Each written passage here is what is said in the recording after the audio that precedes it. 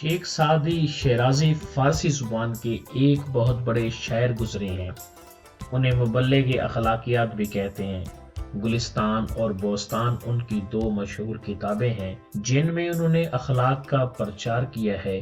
ان کے بہت سے اقوال زریں زبان زد عام ہیں اور روزمرہ کی گفتگو میں عام استعمال ہوتے ہیں۔ بڑے بوڑھے شیخ سعدی کے پاند و نصائح یعنی نصیحتیں اپنے قصے کہانیوں میں بیان کرتے ہیں۔ ایک دفعہ شیخ سعدی کو حصول علم کی غرض سے شیراز سے بغداد کا سفر کرنا پڑا۔ اس دور میں ریل گاڑی، موٹر کاریں یا ہوائی جہاز نہیں ہوتے تھے، بلکہ ایک جگہ سے دوسری جگہ جانے کے لیے گھوڑے، اونٹ اور ہاتھی پر سوار ہو کر جانا پڑتا تھا، یا جو لوگ غریب ہوتے تھے وہ پیدل ہی سفر کرتے تھے۔ شیخ سعدی کے پاس بھی سواری کے لیے کوئی جانور نہ تھا، اس لیے وہ بھی پیدل ہی بغداد جا رہے تھے۔ بغداد شیراز سے کافی فاصلے پر تھا اور سعدی شیرازی پیدل تھے۔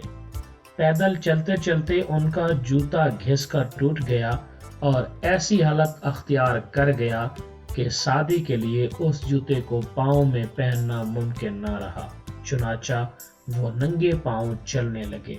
سفر ابھی بہت باقی تھا۔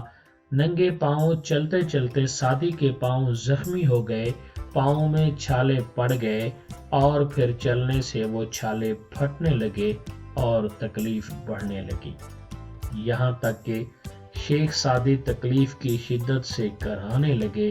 اب ان کے لیے مزید چلنا دشوار ہو گیا۔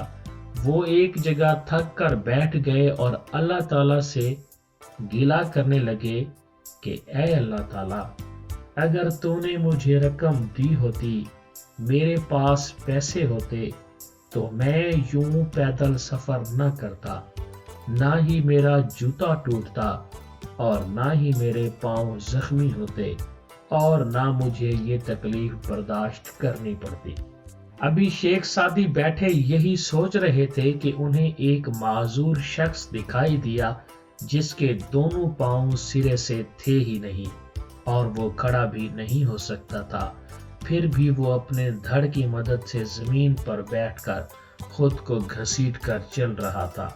شیخ سعدی نے جب یہ منظر دیکھا تو خدا تعالیٰ سے معافی مانگی اور خدا تعالیٰ کا شکر ادا کیا کہ میرے دونوں پاؤں سلامت ہیں، میں کھڑا بھی ہو سکتا ہوں، چل بھی سکتا ہوں۔ کیا ہوا جو میرے پاس رقم نہیں، سواری کا جانور نہیں یا جوتے نہیں؟ اے اللہ تعالیٰ، تیرا لاکھ لاکھ شکر، میرے دونوں پاؤں سلامت ہیں۔